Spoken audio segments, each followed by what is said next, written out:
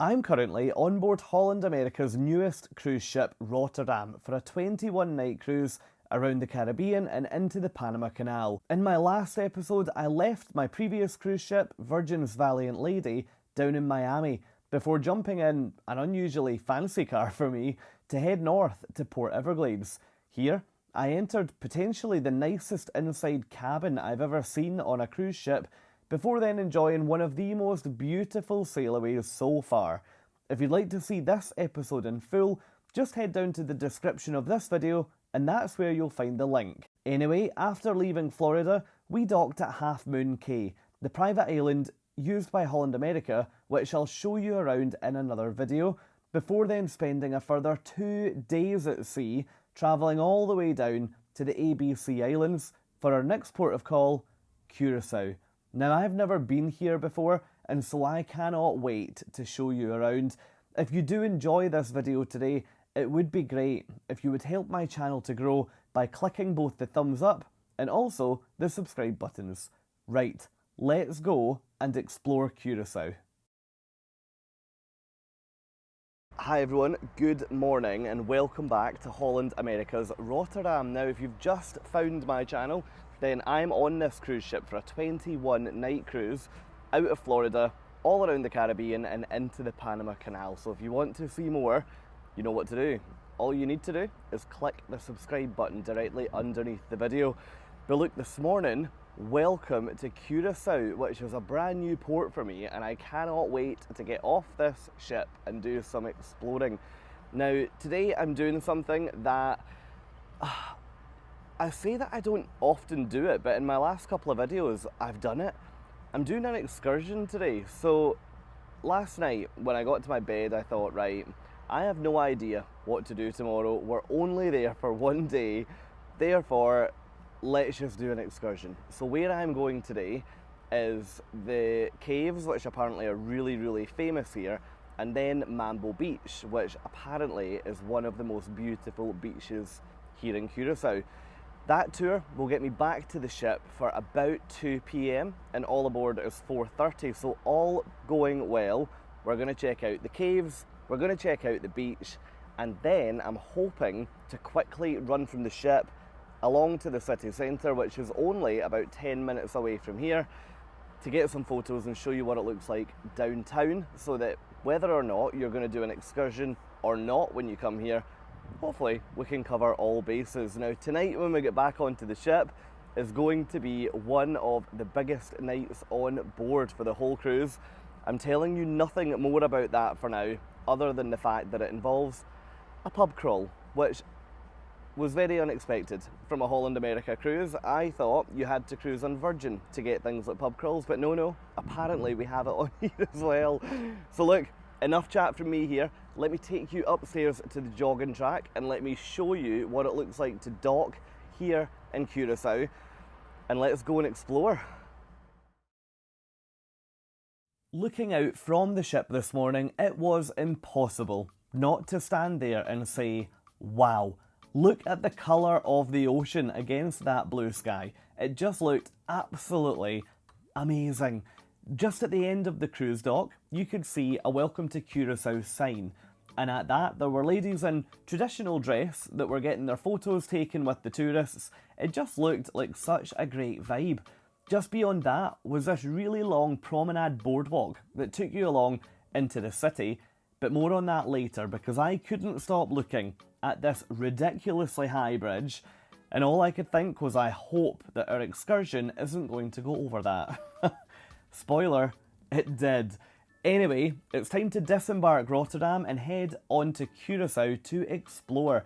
Now, did you know that of all the places I've taken you with my YouTube channel, Curacao has got one of the best weather systems of them all?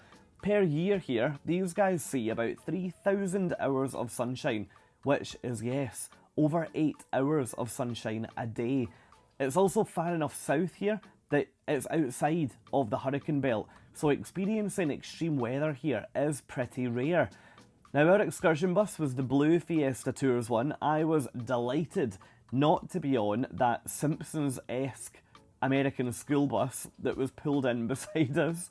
Once we were on the bus and everybody was accounted for, it was then time to pull out of the port and start making our way up to our first stop on this excursion, which was the Hato Caves. The journey itself took about 25 to 30 minutes, and I would say that I probably wouldn't go all this way if I wasn't on an official cruise line excursion. Taxis here in Curacao didn't seem to be overly easy to hail from the cruise port, so I was happy that I'd booked an excursion this day. When I arrived at the caves, the first thing that struck me was the heat. It was absolutely boiling. When you get there, we were issued with our tickets just so that we could go up the stairs to enter the cave. Let me leave you for a second and I'll pick up with you when we head up the stairs and we get inside.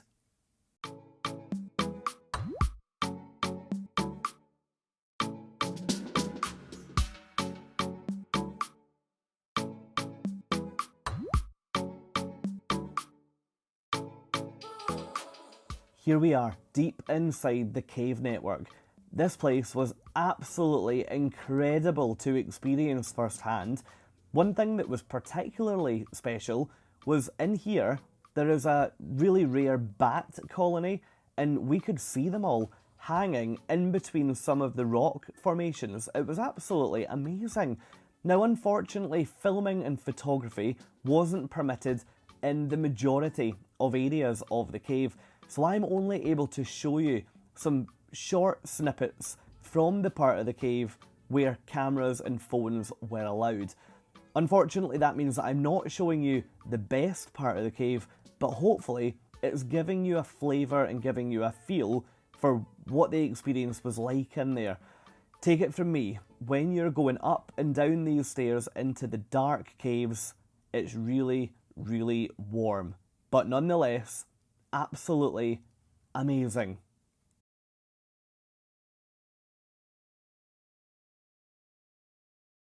Okay, so the tour inside the caves is now done, and we've been allocated 3 minutes to have a look at the gift shop, to grab a drink and anything else we want to do before we have to go back onto the bus. What I would say is that in there, that was amazing, but the thing that lets them down big time is this rule about no photos and no videos until you get to a certain point. Where you get to take photos and where you're allowed to take videos is, to be honest, not anywhere near the most impressive part of that cave. And I genuinely think places like this would get more traction if the world knew they existed. So I don't agree that they're doing the right thing. Now, the reason that we were given today is that it's a commercial cave, and therefore they want people to come and see it rather than see it online, which I get to a degree, but yeah, I just think they're missing a real opportunity. So I haven't really been able to show you guys the caves. What I would say is that in terms of do you have to come on a cruise ship or can you come here independently, I think you really have to come here on a cruise ship, because that was a good drive away from the port. We must have been on the bus for about 25 to 30 minutes, so I certainly wouldn't go independently and make it all the way up to here. Anyway, I think we're now heading down to the beach, so this feels like a very quick excursion actually, so I'm not sure if we're going to stop somewhere else on the way. But yeah, at the moment this excursion costs $89 US, and I feel shortchanged currently because I think if I visited here without the cruise line it would only cost $10 to get in here. So I'm intrigued to see what else this tour delivers, because right now we've had a $10 entry ticket to a cave that we couldn't actually take very many photos in. So I'm a bit underwhelmed right now, but I'm looking forward to seeing what's next. So let's head down, get on the bus, and I will see all of you at the next stop, wherever that ends up being. Here we go, time to leave Hato Caves behind, get on the bus and head over to our next stop on this excursion, which was Mambo Beach. Leaving this place, I was absolutely delighted to walk onto this coach and for them to put the air conditioning on. It was so luxurious. Here's a ticket that we used to get into the cave. All in all, a pretty decent way to spend an hour. Now here is the view from the dreaded bridge that I was telling you about, and what you can see down over the water is the swing bridge. Now, this swing bridge is famous in Curacao. It was built in 1888 and has got the nickname Our Old Swinging Lady. Yes, say no more. This bridge is supported by 16 pontoon boats and 2 motors. When the bells ring, the whole bridge slides open, which I'll show you shortly in this video. On our way there, we were told all about Curacao liquor, which is super famous. You have almost certainly heard of that. And then we were chaperoned off of the bus down to a beach club on Mambo Beach.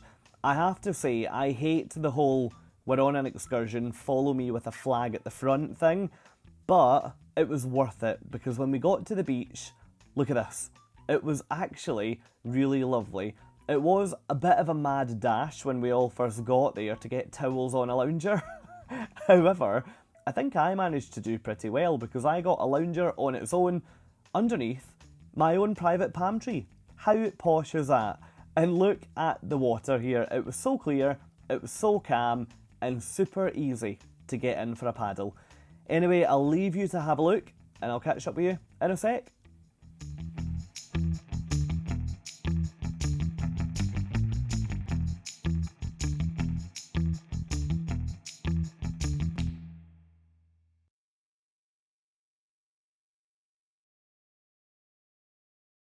So as part of this excursion, the next place that we've ended up is Mambo Beach. Now, this is only, about 10 minutes away from the caves, so it's pretty close. And you get off the bus, walk for about 5 minutes, and then you end up at this little beach club. It's a really good setup, this, to be fair to them. What's happened is we've got brought off the bus, we've got taken to this little section where it's quite comfy, like day beds and stuff. And we've got an hour and a half to just chill out here. Now, when we arrived, all the beds were reserved for us, and then it was just a free-for-all to see where everyone wanted to sit, which ended up turning into one of those really chaotic dashes for a sun lounger. But hey, I think I've lucked out. I'm currently underneath 2 palm trees, although I'm still struggling to take my glasses off because it's far too bright. But yeah, we're here for about an hour and a half, so I'm going to chill here, take you guys for a walk, show you some of, I guess, what's around, because right now I have absolutely no idea. But first, I'm going to nap water, and then we can go for a walk and explore. I wasn't sure what to expect with a visit to Mambo Beach, but I thought it would just be a relatively calm, relaxed Caribbean beach. However, when you look at this directory, look at how much is going on here. They have Mambo Beach itself, but then they also have Mambo Beach Boulevard, which is full of hotels, restaurants, cafes, shops, you name it, it's probably on this boulevard. I was really, really impressed.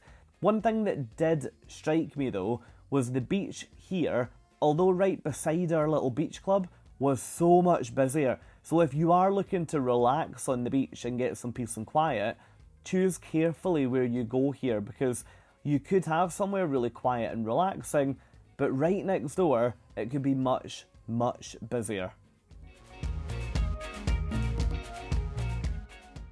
Okay, just like that, our time on the beach has come to an end. Now, one thing that I will tell you for free is that it's absolutely boiling.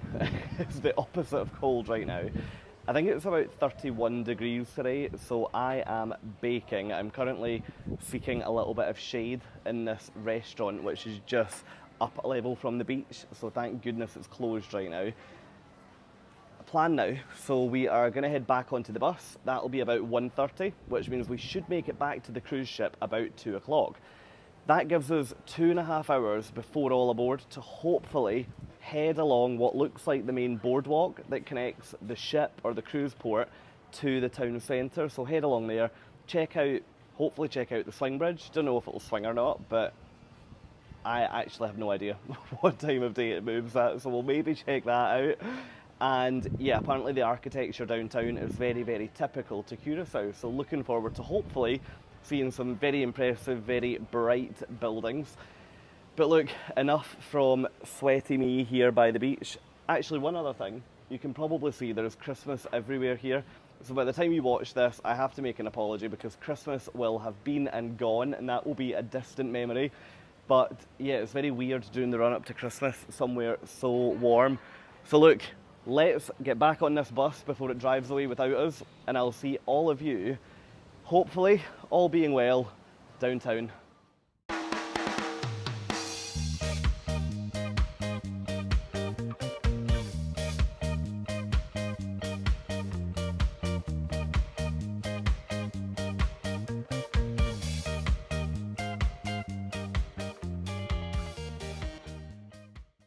So one thing that I am really enjoying about these half-day excursions on this cruise is that I can come back to the ship, freshen up a bit, and then get ready to head back out. So with being at the beach today, I mean, I have got this entire backpack full of stuff, because I've got like a towel, my flip-flops, what else have I got? I've got a book, I've got basically a ton of stuff in there, sun cream, everything, but I don't need that to go for a walk into the town.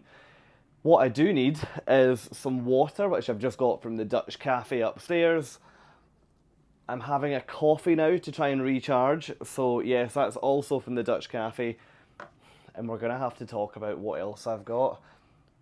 And I wonder why I could be putting weight on these cruises, but look at this absolute animal here. Now this is basically a huge cream bun. But I mean my finger is now covered in cream. That's not far off what about half of my head. Like, this thing is absolutely huge. So yes, this is going to keep me going. This is going to keep me going until I can come back to the ship for my pre-dinner snack later on. I know, you only live once is what I always say, but ironically, you'll probably live a significantly shorter period of time with a diet like this. But it tastes so good, so I'm going to wire into this, and then I'll take you all downtown. So I'll see you in a bit. You might feel as though you're getting deja vu when you hear me say this next sentence. However, it's time to leave Rotterdam behind, head on to Curacao and explore. To get into the city, this time we are taking the promenade boardwalk that goes all along the oceanfront that we could see from the ship earlier. I really liked this part of Curacao because it basically just felt like loads of independent local traders and shops selling their wares. One of my first observations when I got along here was the fact that it felt much more new build than I was expecting it to. However, after doing some more research, I then realised that all around the port area is a much newer development, largely owned by the Renaissance hotel chain, but we'll come back to that later. When I came through the other side of the hotel complex, I then took this road, along by some more market stalls, onto the swinging bridge, which I showed you earlier in the video when we were on that ridiculously high one, over into the centre. Now this is downtown Willemstad over here, which is the capital of Curacao, and honestly I felt something for this place that I don't think I've felt for anywhere else on that side of the pond before. I honestly felt as though I could have been in Europe. These buildings, you could have been in a very warm, very warm Bruges in Belgium, or somewhere like that. It just felt so different to anywhere that I've ever seen before. It also felt incredibly safe here. The streets were really quiet, but I think that was largely due to the heat. I could imagine it really coming to life later in the afternoon when the sun goes away.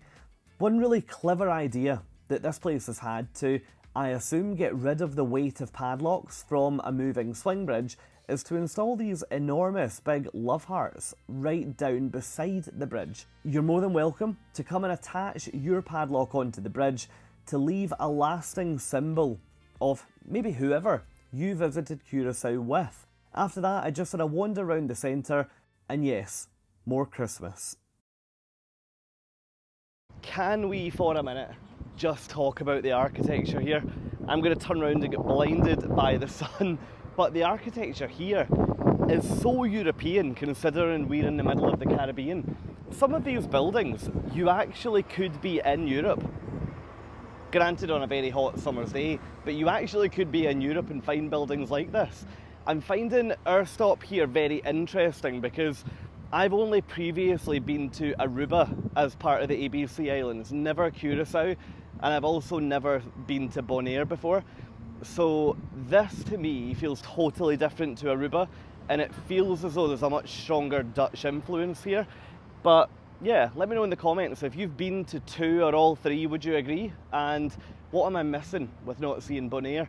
Now, behind me at the moment is that swing bridge. If I stand here, I can get in the shade. That swing bridge that I was telling you about a second ago. The generator has just started, and I'm a little bit nervous that it's about to now rotate, because when it opens, I'm not sure how to get back to the ship, because all down here seems to be, well, it doesn't seem to be water. Down here is water, so I'm not sure what to do. Who knows, maybe it won't rotate and we'll be in luck, but I'm going to head back up now.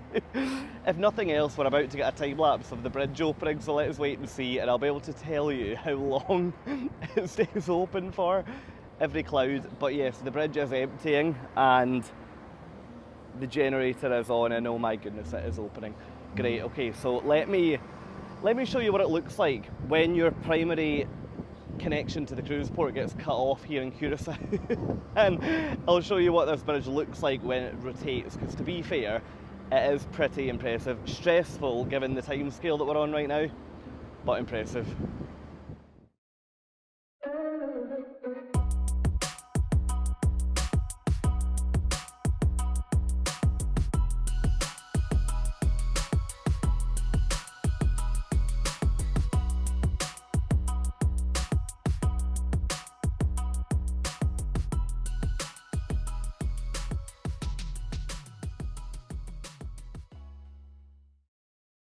So I guess we probably have 2 big questions. Number 1, how long does the bridge stay open for? And number 2, which you're going to be thankful I won't be answering today, is how on earth do you fly to the Bahamas, which is our next port of call, to meet your cruise ship when it leaves you behind in Curacao? Now, the bridge, I am delighted to report, only open for about 10 minutes. Now, when that is open, you can then take the ferry across, so really it's no big drama. What I would say is there's quite a lot of people that didn't realise that, and yeah, there was quite a lot of frustration and there was a bit of tears from people who thought they were going to miss their cruise ship. But I don't know how, because we've still got like an hour and a half before all aboard. So worst case scenario, there'd be plenty of time for you to enter the water and just breaststroke it across. But yes, that thankfully, that's a drama that we're not going to have to even contend with. But yes, what are we doing now? So I have really enjoyed coming over here actually. I wasn't sure whether I would see much benefit from only nipping over for about an hour and a half all in by the time I then get back on board for 4:30. But this has shown me a totally different side to Curacao that I just didn't see on my excursion earlier, so I'm very, very glad I did. From here, I'm going to head back across, check out the fort on the way back. The fort, it looks as though it's part of the Renaissance Hotel complex, where it's got loads of bars, restaurants, a casino. We'll go down here actually, a casino and loads of other things. To be honest, it looks beautiful, which is funny because when you dock in Aruba, you're directly beside the Renaissance Hotel there as well.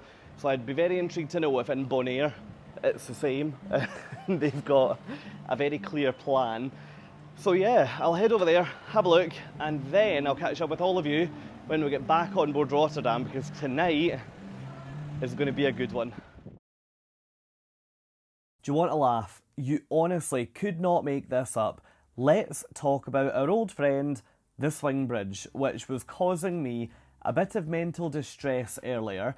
Well, you can imagine my absolute delight when I crossed the bridge, and just when I got to the other side, the land was well within sight. This noise happened. Yes, that's right. The bell started ringing and the electric gates slid closed, which meant I was now stuck on the other side of the bridge waiting for it to swing open and leave me stuck here. I was so confused. The bridge started to empty and I thought, okay, maybe this will just be quite a quick situation and I'll be on my way to make it to the ship. However, then all these people started walking onto the bridge, and then if you look on the right hand side, the bridge started to open and they were still on it. So I honestly could not stop laughing. What then had to happen was the bridge then swung closed again, thank goodness for that, and the bells started ringing again, which therefore meant the gates could open and we could be on our way. Honestly, I will tell you, as soon as that gate opened, I was running to get back to Rotterdam because all I could think was, good grief, what on earth is going to go wrong with this bridge now? Anyway, after the bridge, on the way back to the ship, I checked out the Renaissance Hotel complex. This was actually very, very impressive. Let me show you what it looks like inside. There's, again, similar to the Mambo Boulevard, loads of shops, restaurants, cafes, coffee shops, you name it, it's probably in here. There's also a huge hotel complex attached to this that's got a massive casino, so if you do like to play, then you might be right at home at the Renaissance Hotel. Anyway, one other thing that's worth mentioning is how well done this place was for Christmas. It really was beautiful. As much as I hate saying that at the time of year I'm voicing over this video. After Renaissance, it was along to the port, and I had to stop and take a couple of shots of these little guys that I saw sunbathing on the rocks. These were everywhere in Curacao. I believe these are iguanas, but you can let me know in the comments if that is wrong. After that, it was then onto the ship. I am going to leave you to have a look at what sail away from this absolutely gorgeous island looked like, and I'll catch up with all of you up on deck in a couple of hours.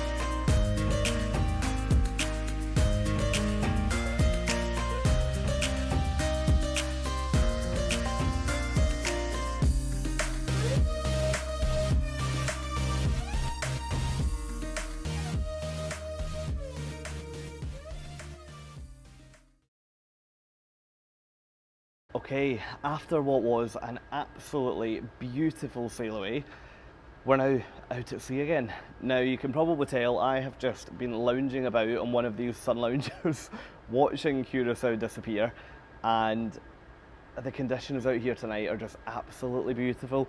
You can also see that I've more or less got the deck to myself, so this is my favourite time of night on a cruise ship.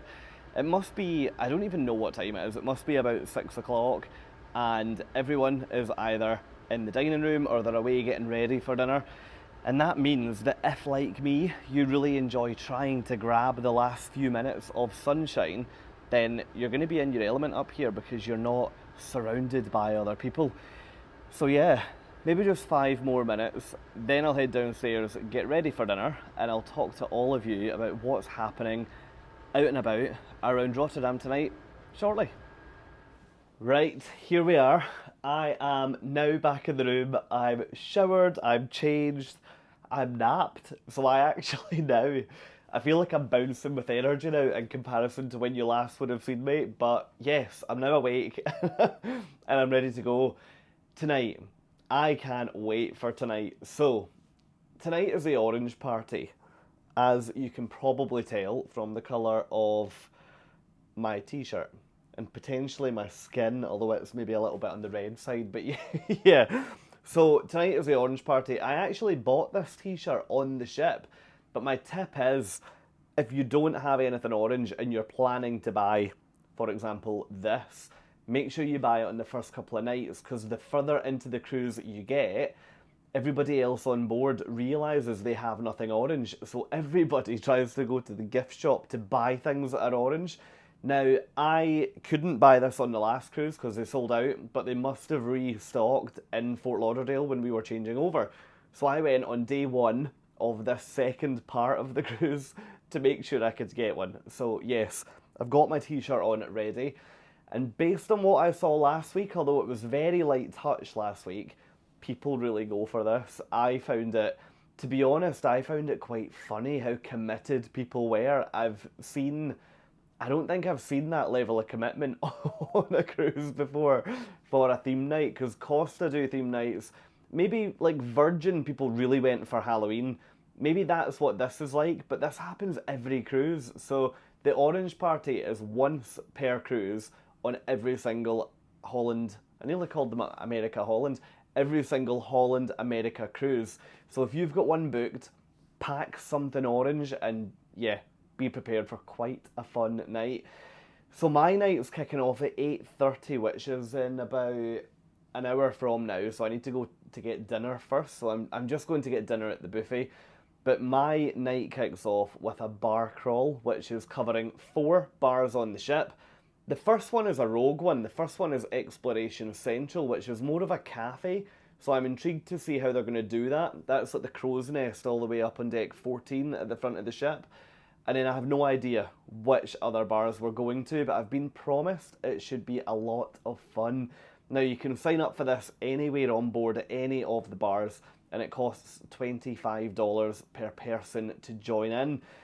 If those $25 buy me 4 drinks, then although I've got a drinks package, it's actually pretty decent value. So if you don't have a drinks package, maybe that's your easiest way to get 4 drinks for $25. But we're not going to talk any more about that before YouTube bans me for being irresponsible. So yeah, tonight I'm really looking forward to this, because I didn't really take part on the last cruise because I was knackered. So I've been really looking forward to tonight. So enough from me here. Let's go up to the Lido Marketplace, which is the buffet, and grab a bite to eat, and then let's start my first ever proper Holland America Orange night, hopefully in style. Without doubt, the orange party on board Rotterdam ended up being one of my absolute cruise highlights. It was so much fun, and everybody was up for such a laugh. At each venue, you're given a usually orange themed cocktail, and then you're taken round a whole host of different places, and you do team building games, some drinking games at each one. It is so much fun. I can honestly say I think I had more fun at the orange party than at any other event on my Holland America cruise. So if you are thinking about it, please book onto the bar crawl. Look at the pressure that was on this lady here to make sure this cascade happened correctly, and lo and behold, it worked. How good was that? I couldn't get enough of watching that back. After that, it was time to head in to BB King's, which was one of the main music venues on board, for the orange party to well and truly kick off.